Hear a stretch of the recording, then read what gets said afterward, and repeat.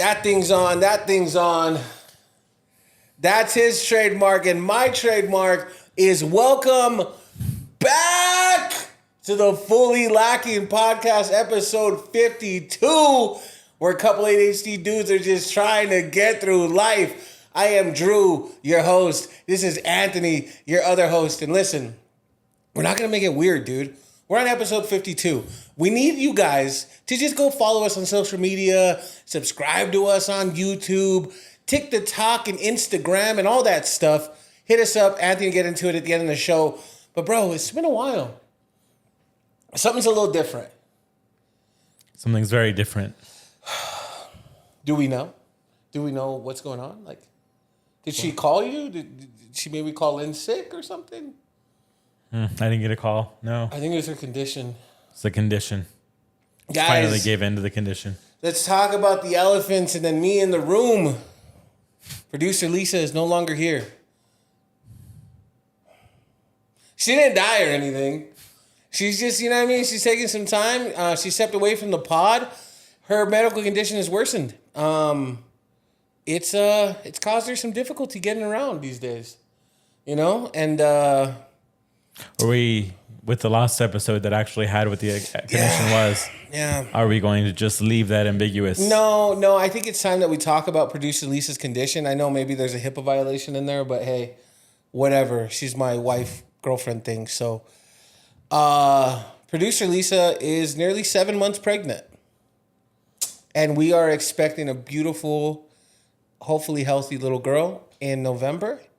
And why am I tearing up? By the time this episode comes out, he'll have a 3-month-old. Exactly. No, and so, you know, we decided, I decided that Lisa will step away from the podcast. And don't worry about that, right? She's still with us in spirit. We will have some guest producers until we kind of figure out that position. So if you're looking to apply, please don't. The tears flow, Drew. I see you holding them. Dude, it's hard. Holding them back. You know what I mean? That's my little rock over there. But the good thing is we're back. The boys are back. The boys are back and we're feeling good, feeling better than ever. This will be the first episode in like 30 episodes that we don't have a story of the day. It's strange for me. I have a bit of a story of the day. Okay. I do. I want to jump into it right away because it is like earth-shattering news. So, and in the best way. It's like if the earth was just looking at itself in the mirror and then it shattered and then the earth got excited about it. It doesn't matter.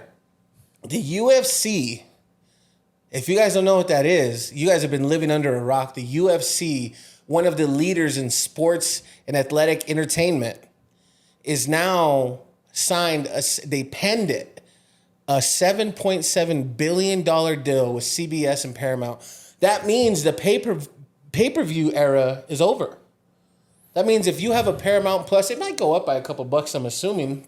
But if you have a Paramount Plus subscription, you get all those great fights you little dogs and cats have been illegally streaming for free. Not for free, but for your Paramount subscription.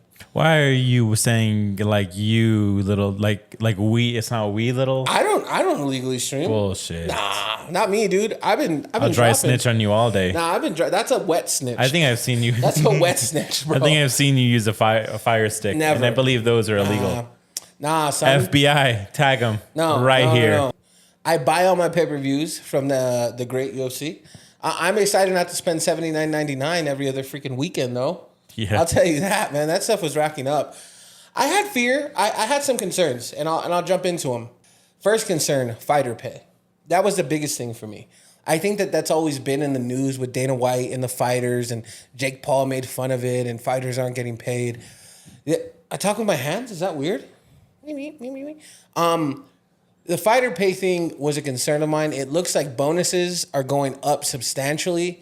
And, I mean, we'll wait and see. I know the UFC has money. They threw 30... This is from Ariel whatever, Hawani or whatever, how you say his name. I don't watch that little rap, but he put a... I don't like Ariel. He's a rat. He's a little rat. I don't like him. Okay. Yeah. All right. I don't think Dana White really likes him either. That's why he's not... I have no idea who this is. He's just like a... I don't know what to even call it, but he speaks on UFC news and other fighting news and stuff like that. Gotcha. And he was saying that the UFC clearly has money because they offered John Jones $30 million to fight Tom Aspinall. Jones agreed, and then a couple of days later, he came out and retired.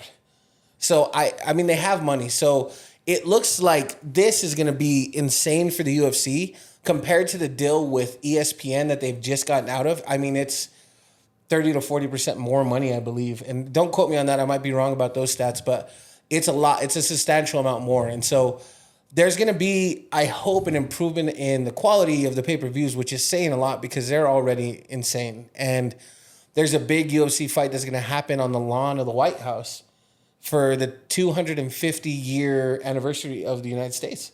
That's going to be insane. There was a president that was in office. I can't remember who it was, but he used to fight. He would fight. Yeah. What? Yeah. No. Hey, huh? No, where did you read this? I don't know. Probably Ariel. I can't remember. It was either he used to fight or used to... Fakefacts.com? No. Wrongfacts.com. Ah, fuck. Come on, dude. It's been a while. It's been a while. But nonetheless, I'm excited for the future of the UFC. Do you, like... You've watched the fights. I know you're not as, like, crazy of a fan as I am, but, like, what are your initial thoughts on it? Like, how does it feel? You know what I mean? I'm just sad as a boxing fan. Why is that? Because there's still pay-per-view. Even though, from my understanding and talking to the boy Vince, he had told me that one of the upcoming DAZN cards is going to be like part of the DAZN subscription and not an extra fucking $60 to watch it. And so I just want that for boxing. And I know that Arabian Money, I'm hoping that Arabian Money can do that. Yeah. But I mean, I'm really happy for you because I know you're a big UFC fan. I just wish I could enjoy it. I mean, and I can't entirely complain, right? Because I'm inviting you right now on record, but I plan on hosting the Canelo Crawford fight at my house. Yeah, that's on Netflix. That's free. Yeah, I know. That's why you're rubbing that in my face. Like I can't. All right. What? What? Wait, you weren't gonna buy that pay-per-view. Don't fuck. I think no, I wasn't. In the entirety of our relationship, you've bought one pay-per-view at your house. Yeah. And I can't. What fight was that? I can't remember. But, probably a Canelo fight last year. And it was like you had a bunch of people there. I thought it was just gonna be you. I was like, you have friends? Like I didn't know. Other than me, he had more friends. Definitely got friends. That's awesome. And shout out to the other three of you. Yeah. And double hockey sticks, Mr. 50 First Dates. Oh yeah. Hey, look. Whoa. Special moment. Special moment. Today. Not 3 months when this is released. And I know Jude hates me for saying that over and over again. But today is my girlfriend Melissa's birthday. Shout out to you. Happy birthday, double hockey sticks. Welcome to the pack. Yeah. She's awesome. Way too good for you. I said that to your face, just so we're clear. Everyone I've talked to and shown pictures of is kind of like, they give like the aruga. Yeah, and they look at me like, all right, like what's going on here? I thought it was weird. You're not that funny. Yeah. You don't got that much money. I agree. Those pictures that he was showing, I was like, I don't know if she wants. No, I gotta chop that out. Nah, we're not chopping that out. But on a real note, man, I'm so happy to see you. And I'll drop this. It's a hot take. In love. Yeah. You were head over heels for this woman. And I mean, I see why. She's incredible, bro. And I'm very happy for you. Hopefully she'll be at the Canelo fight so we can team up and poke at you again. That was fun. See if we can make that work. Yeah, that'd be cool. But yeah, I plan on hosting that fight. Plan on having some food, inviting some people over. If your house hasn't fallen down already, I mean, you've had a string of bad luck, buddy. We'll hold on to that. We'll hold on to that thought for a little bit because I don't know. I mean, how do you see this playing out for you with this Paramount model? It's going to be cool. I think that it's going to be fun for the fan. I think that it's going to be hopefully more of a like weekend experience, right? Like they have free fights right now, and free fights is kind of a loose term because you have to have ESPN Plus for some of them, but they have fights right now that you can watch on TV like in the middle of a Saturday, and I love that. And I think that this will bring that. And Dana White was talking in one of his interviews, I want to say it was with a CBS platform, clearly. Yeah. And it was saying like it's a full turn, like it's a full circle because he started with Spike and then he went to ESPN and now he's back with CBS. Yeah. And it's like he went full circle. And what they've done with that company from buying $1 million, I think it was $1 million, and they just penned a deal for $7.7 billion. And just modern day gladiators, bro. Bro, Dana White, I don't care. You guys can hate him for his political stances or whatever. That man knows how to create entertaining products, and he knows how to not only build a business, but also like just like freaking expand off of it. Because he has the Contender Series, he has Looking for a Fight, he has Slap Fight now. Slap Fight is crazy. They were saying that Slap Fight gets more clicks than any other sport combined. Like they have some wild looking dudes in those videos. You see the dude with like the I don't know, it's like a mohawk fro and it's dyed, and he just slapped the life out of some dude. Slapped the dog poop out of people. And look, I love what Dana White did with the company. I love what he's done and what he's continuing to do, and I think that he's only going to grow it up, and it's exciting. And I hope that boxing kind of catches wind, and now that Dana White's kind of in the boxing realm, I mean, he's the one that's promoting the Canelo Crawford. Well, I mean, he's also starting the boxing organization too. And I think the issue really with boxing is the multiple like licensing organizations, sure. WBO, IBF, IPA, whatever. Is there a WBC too? I don't know if that's right or wrong. IPA was a joke too, if you noticed that one. That was good. Yeah. It's okay. You don't need to laugh at my jokes anymore. I do. There we go. Nice. It's a little bit delayed. What's going on with you? What's going on in your world? What's been catching your interest lately? Earlier, you had talked about my house. I did. And I've been reflecting on how my house is painted in podcast episodes and in reality. I mean, it's painted kind of nice in reality, but like metaphorically speaking, you know what I'm saying? Metaphorically speaking, the bee incident, you know what I mean? That was the start of a... Ants. I think I talked about ants. Yeah, and we're not talking about his mom's sisters. No. Right? Like, we're talking about... My mom doesn't have any sisters. Ooh, so that would have been weird. Yeah, that would be a weird Bunch episode. of random women in there. Yeah. Double hockey sticks. No random women in my house with the girlfriend. Nah, son. That wouldn't come from Bumble Guy. Inside joke, you know what I mean? But anyways, enough about group chats. What you're saying your house was painted... So, between the bees, and the ants, and the bees, well, no, not bees again. I knew about the bees a while ago. Nonetheless, what was the most recent development is a leak in my house. His trajectory when he bought his house was like this. Look at my hand. And then there was a little ant problem. Started doing this. Then there was a bee problem, but it looked like he got it, so it almost started tipping back up. Then there was a honey problem. Oh my God. And then there was some rain, and then there was some more rain, and now he's Usher videoing in the rain crying. That's good. I was wondering where that was going, and it kind of paid off. Yeah. Dude, monsoon season is kicking your booty tail, I'll tell you what. Yeah. So I'm still dealing with that. Yeah. I'm hoping I'll have that resolved, and it's kind of a worrisome conversation to have with my insurance agent next to me. No, we did our jobs. No one implied you didn't do the jobs. Okay, why are you so defensive? This is just a public service announcement from the Andrew Sandoval Farmers Insurance Agency. They denied my claim. But rightfully so. Rightfully so. Correct. Hopefully the future homeowner doesn't look into these podcast videos and see what kind of history this house has. But I think the future buyer of the home will probably look at the contract and the history of the house instead of being out of town when there's a closing. Hey, my bad. I was in a rough time in my life, okay? Yeah, I was just trying to live. You had a lot of distance, especially from the house you were buying. I wouldn't have known to look in the gutter in that specific spot to know what was occurring. Dude, I still don't understand how it happened. There's been lots of rain in the past 3 years since I've owned it. How did that little spot happen to like suddenly have an opening? How did all of those factors contribute to that? It's called wear. Wait for a second, because your house. No one has said it's wear and tear. Your people have not said wear and tear. No, my contractor has not said it's wear and tear. You're not listening. I'm not saying the diagnosis is wear and tear, but that house was getting older, and if there's something wrong with it that wasn't done properly, because we've kind of identified that was the issue. We isn't. Yeah, that is what would be the wear and tear on that improper installation of whatever they did, right? There's not wear and tear on the house. There's wear and tear on an improper job. That was just a time bomb ticking, waiting to go off. Yeah. I mean, it happened to be in like kind of a whirlwind of your life, which is No exactly pun when intended. yeah, Pun intended. when it was exactly like it was always going to happen. You know what I mean? Like it was going to come to light eventually on one rainy day. You know what I mean? It just happened to be the rainiest of days for you.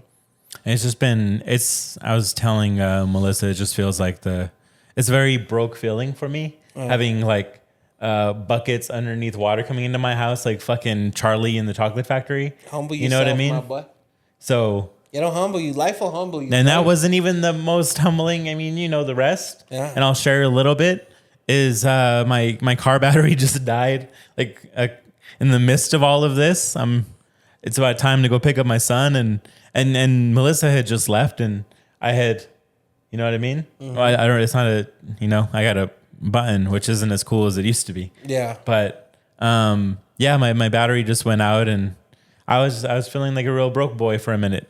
And I still kind of am feeling like a broke boy, even with my car battery fixed and It works well now. and money to pay for things. Yeah. Well, I think that there's a difference between being unable and being able. And Oh, for sure? yeah, no. Oh, wow. Let me get A to difference between unable and able. Breaking news, everybody. Let me Words get to have it. differences. Let me get to it. There, hold on before you start fucking talking real quick. Shut your mouth. Shut your mouth when you talk to You me. shut your mouth when you're talking to me. What I mean is they're both hard, right? Period. I don't think people understand that. Like people who are able to do shit still fucking struggle. You know what I mean? And people who are unable still. That's what there's. But They struggle for longer. Correct. There's a difference, and I've been saying this recently because of the program that I'm a part of with my coaching stuff. I've been coaching high school football. Shout out to Sen 10. The issue is people don't understand that adversity is what you're dealing with currently does not happen to you. It does not happen to you. It happens for you, right? People, if they don't look at it like that, it seems like everything is closing in and the walls are getting tighter and you know what I mean? But what have you learned from this, bro? You've learned so many things. You've learned how when you buy your next house, because I assume you're going to have 10 by the time you die, and you will rent them all out, and that'll be your retirement plan. I have all these big dreams for you, right? You'll know to look at past claims. You'll know to look at past repairs. The same with the car. You know now that when you push it and it doesn't start, oh, it looks like the battery's not producing enough power. But what I'm saying is if you embrace the suck, you don't just live in it and it's not just consuming you, I feel like you get a lot more from that. In my opinion. Like It did. I'm digging myself out of it, but it did consume me. It has consumed me for a minute. I've been coping with food. Oh. Yeah. Okay. Yeah. Yeah. But it could be worse. It could be fentanyl.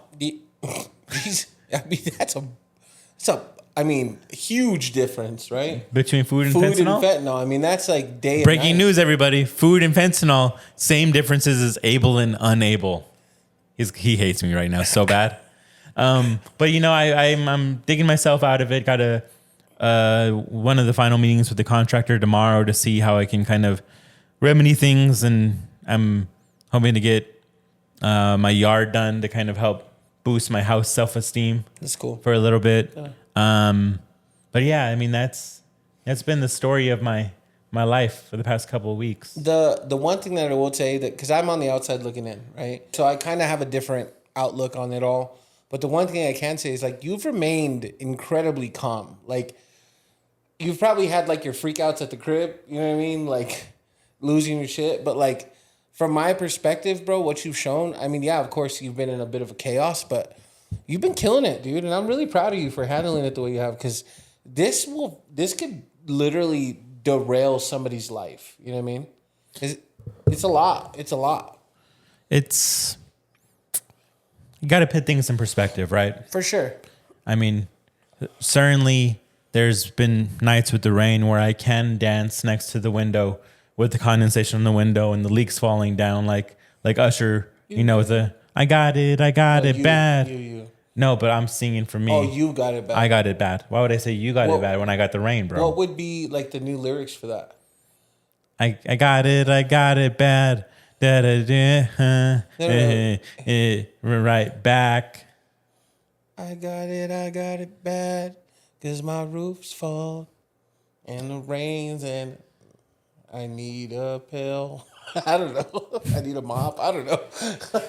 I've never really been, I don't think so, the type to, in your youngin slang, crash out, you know? I'm more of a internal chaos kind of person.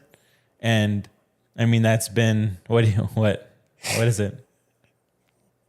I'm just thinking of this one time. This is forever ago, double hockey sticks. No, that's already documented. I know what you're going to say. And she's aware of sardines. Not sardines, sushi.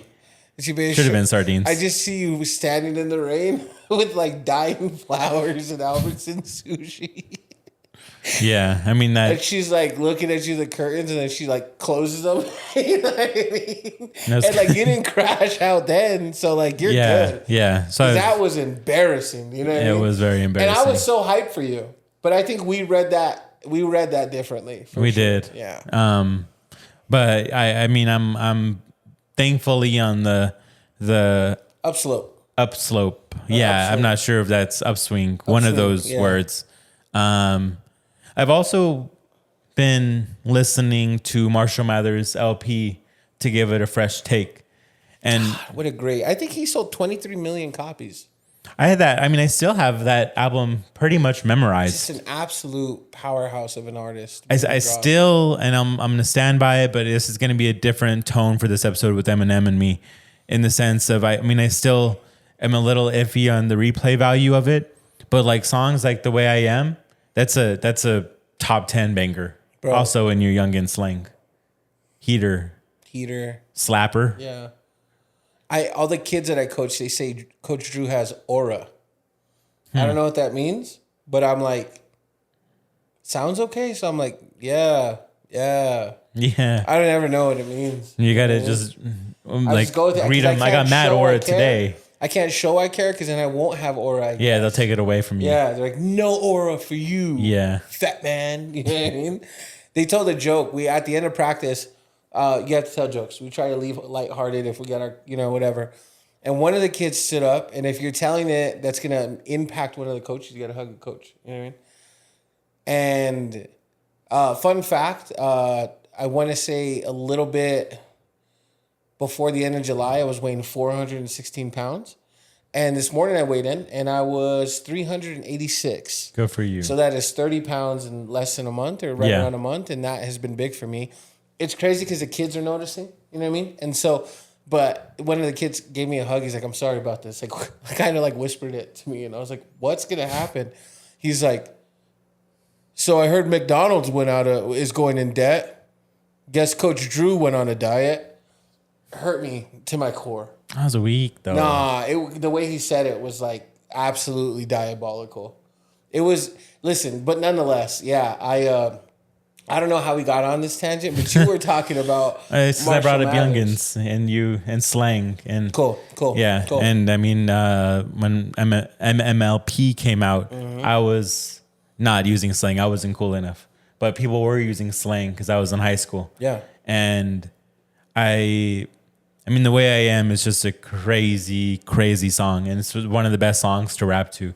Sit back with this bag of this weed. Yeah, we needed to be. Yeah, so some sea on this earth, and since birth I've been cursed with this curse, this curse and berserk shit. This word, bro. That wordplay. It's pretty much a perfect song. Yeah, and like I think that he stapled his. And this is me. I'm gonna say this. Right? I know that's you. This is me. Yeah, that's true. This is me.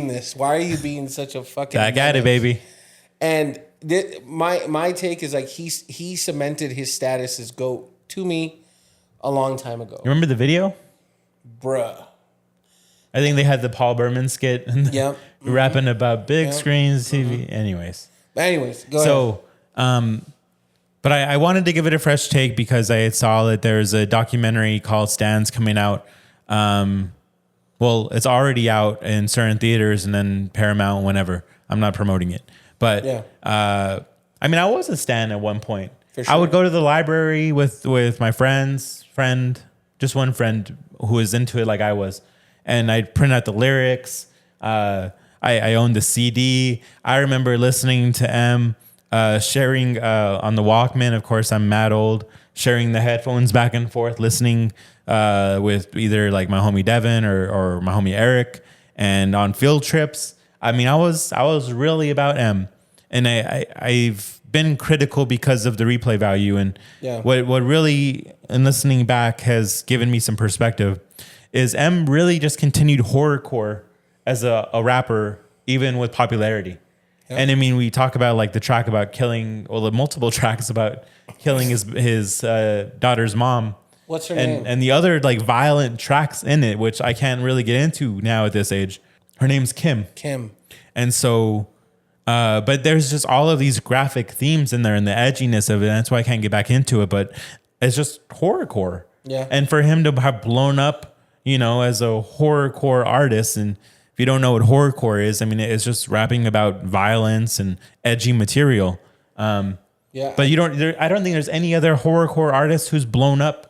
Who's blown up? No, not even. Well, as big as him is incredible. Yeah. But mainstream, I can't think of one mainstream horrorcore artist. Mainstream, no. I think ICP was close. I think ICP was very close, and it's an interesting point given their beef. Oh yeah, right. Yeah. I think they're very close. And they're still pretty prolific. Yeah. And I think they still have that Juggalo Fest or whatever you call it. Oh like, my God. They still have cult fans. And I mean, shout outs to them. Yeah. And I also think Tech Nine did something for a long time. People don't give him his roses. I know that we've said it before. I've said it personally. Tech Nine he's an animal, bro. He's a genius. He's the busiest artist ever. Like he had a run at that too. You know what I mean? And I think that, but to see the standout, like we're talking about incredible groups like ICP and incredible artists like Tech Nine, and to see the distance between them and Eminem is astronomical. That is what got me very excited to see what this is, because I know we were talking about this before the pod, and it's kind of about like his relationship with his fans, with the most devoted fans. Man, that's beautiful, bro. He's, you know, he is, I think I've made the comparison, but he's just all about the culture. He's very reclusive. Yeah. You don't see much from him, and I don't think he's changed much as a person, but I mean, he started early 20s and kind of you get locked into certain things. Maybe he has. I don't know him as a person. What the fuck am I saying? But my point is that, like, you know, definitely deserves his flowers, and that album is, you know, regardless of the horrorcore stuff, is still very, very well done. He had a way to pen real life for him, right? And then obviously a lot of it was embellishing. He had to come out and say, like, I'm not actually killing anybody, right? Yeah. Which was crazy because people believed it. Nobody believed ICP was freaking killing. They said some pretty bad stuff about men and women, and you know, but Eminem was like practically on trial by the nation, bro. And it's like, he's just such a distinguished artist, and he's so intentional with every word. And if you catch every word, that means that you're a real fan. But he's just incredible. And I think that the way that he's remained legendary is doing things like he has, and like these small pop out performances, and like these small features, and like trying to big up other artists. He had Yellow Wolf. He has West Side Boogie. He has Kendrick. Kendrick was a big one for him because Kendrick, I think, initially was on Interscope. And I think we've had this conversation before, but nonetheless, there was all these things that he did do to give back, you know? And to do this documentary is incredible because Eminem knows he's a true musician, he's a true rapper, but he also understands that would not have been shed to the masses the way it has without the masses. Like, these people devoted their listening love to this man for decades. And for him to give back, you know how important these hardcore Eminem fans feel when he said, I'm going to do this documentary, and he dropped it? Oh, bro, that's like a warm hug from your favorite entertainer. Honestly, I think it's incredible. I think it's beautiful. And I'm excited to watch it. I haven't watched it yet because it's not anywhere where I can see it, but I'm definitely going to fangirl out because I was a huge Shady fan, like huge. He was the only guy in the world that hated his mom more than I did at the time. So he's number one for me. Always will be. He'll always be number one. And I'm excited, and I'm glad you brought it up because that's cool. It's going to be really, really cool for sure. With us back to podcasting, I know you had wanted to talk about the influence of podding these days. Yeah. Podcasts have been, you can think of 3 or 4 podcasts that jump out at the screen, right? I don't know the name of Joe Budden's podcast. I think it's just the Joe Budden. Oh, okay. So Joe Budden, we're talking about Drink Champs. Yeah. We're talking about the Joe Rogan Experience. We're talking about Impulsive. We're talking about this past weekend. Like, there's all the 2 Bears, 1 Cave. Like, there's all these incredible bad friends. I'm sorry, I'm going to stop naming them now. These platforms. No, keep going. There's probably about 10 or 20 more you could list. Yeah, I know. George Janko, if you guys haven't seen his podcast, it's incredible. His podcast is insane. Is it about Jinko jeans? No, George Janko. Oh. Janko. Oh, my Put bad. some respect on that man. He's amazing. He came from Impulsive. But what I'm saying is, like, there's these podcasts that have ultimately taken the place of very normal forms of entertainment and information gathering. Like, radio was it forever. And in no way is this a shot at radio. I think radio is still incredible and they hold a spot. But man, podcasts have just taken an astronomical jump over almost everything else. Podcasting is just AM radio, though. Yeah. Which is weird to me because AM radio was what you listened to on road trips when you ran out of reception. You know what I mean? Yeah. And now it's like in the forefront. The masses love it. They can't get enough. The Kelsey brothers have their podcast. And Travis just brought Taylor Swift on. She announced her album on this podcast. Oh, Melissa's going to love you for bringing it up. Listen, and I'm going to talk about it. So hold on. This podcast, within 3 days of dropping, was at 5.2 million plays. They were talking about it on ESPN. They were talking about it on NFL Network. This is a fucking podcast, bro. You know what I mean? Like, and then to shout out to Tay-Tay. Let's be honest here. Taylor Swift is probably one of the most incredible artists that I've ever got to experience in my lifetime. And I'm going to say this, and I say it with passion. She was on that Eras tour, right? She was overseas. She was doing her thing. She recorded this album while she was on tour. Bro, she would have 3 days off, 3 days on, 3 days off. Those 3 days off, she would fly to a different place. She would record, and then go back to touring. That is insane. She wrote this album on the road. Bro, listen, I'm not trying to fangirl hard because I couldn't name every single lyric of Taylor Swift. But I know hard work and I know dedication. I know artistry. That woman should be in the dictionary with a picture next to it. Look, bro, my girl's listening and she loves Taylor Swift. Are you trying to steal my girl with all this Taylor Swift fanhood? But it's true. It's you got to admit, bro, like, I have to enthusiastically agree with everything you say because then I have repercussions. Yeah. Well, hardworking, iconic, prolific. I didn't all say the prolific. No, I was gonna say all the icks. Now it got me killed. All the X is wild. They're gonna come for you. I know. But what she did, and we'll get back to the podcast for sure. But what she did with this Life of a Showgirl is insane. And these weird freaking like. What do they call them when they're in the comments and they're just like trolls? These trolls try to be like, oh, it's like the Life of Pablo by Kanye West. No, it's not. No, it's not, bro. This woman. Where is that comparison coming from? I heard it. It was all over. Producer Lisa told me about it. People were trying to compare it to the Life of Pablo. And I'm like, the Life of Pablo was not the life of Kanye West. The Life of Pablo was what stood out to me about that project was it was like a playlist. It was like an evolving playlist. It wasn't even an album. Yeah. They would like tracks would be changed and rearranged and whatever. Yeah. I mean, it was pretty interesting. I don't think it was a sustainable. No. Like after that, it wasn't really done much after that. So. And what Taylor did, and I'm excited to hear it. You know what I mean? I think that she's a monarch. A monarch of music. And I'm excited for her. But back to the point of the matter is podcasts have truly taken over these like quick grabs of information. Like I will say that I go to some podcasts for news. I go to some podcasts for better understanding of topics. I go to some podcasts simply because I don't want to watch TV or Netflix. We shouldn't though. Because comedians themselves would tell you, I'm still being a comedian. Like just because I have information doesn't make me not a comedian anymore. They're still a comedian. Yeah. I think that is, I'm sorry. I love you. I think it is a flaw. I think it's a flaw in media consumption. We should be looking still at legit media sources as much as we can. I agree. I think there's, and this is coming from me. I enjoy John Oliver, who's very, like, he last week, tonight or whatever, very politically based comedy show. Still heavily researched, but still comedy. Yeah. But it's my own shortcoming as well. Not all podcasts are comedy based though. Well, the ones we've listed are. Joe Rogan isn't. Well, he's not fact based either.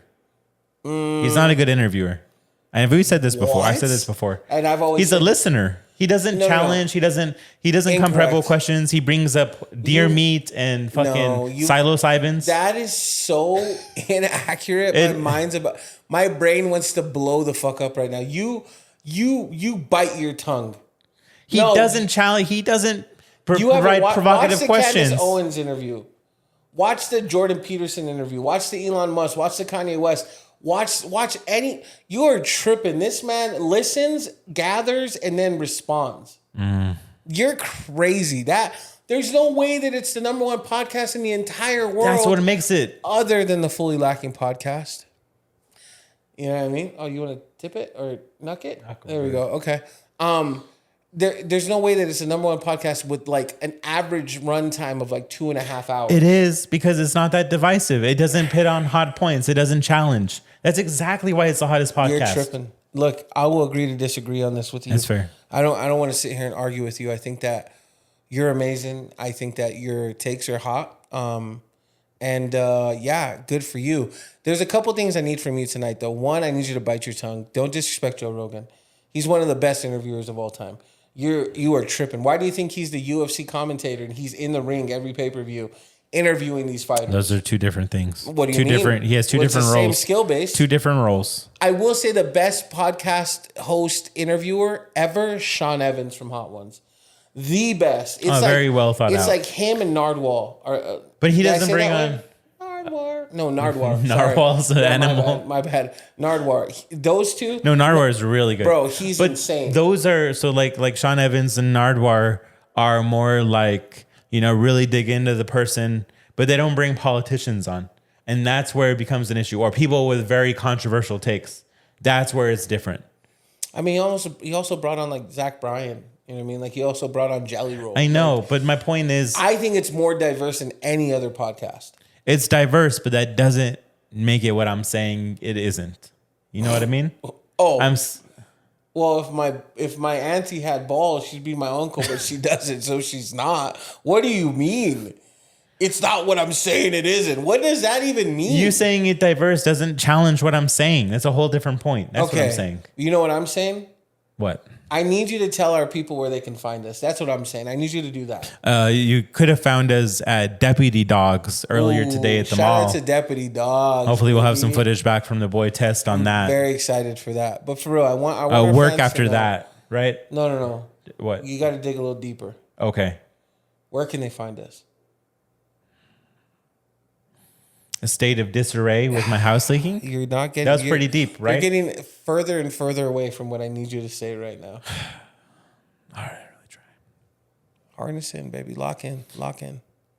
You can find us at Fully Lacking at Facebook, Instagram, TikTok, also on YouTube with Ringing the Bell. Subscribe, follow all of those pages, comment, hate on us. Really miss the hate these days. Could really use it. Yeah, we would love it. And look, our podcast has truly been only going up. The episodes, I know we've been about a month removed from it, but we had to do some reorganization, and we're good now. You guys have been making it great for us. We appreciate it. Look, be good to each other. Be good to yourselves. Fully Lacking, baby. Peace.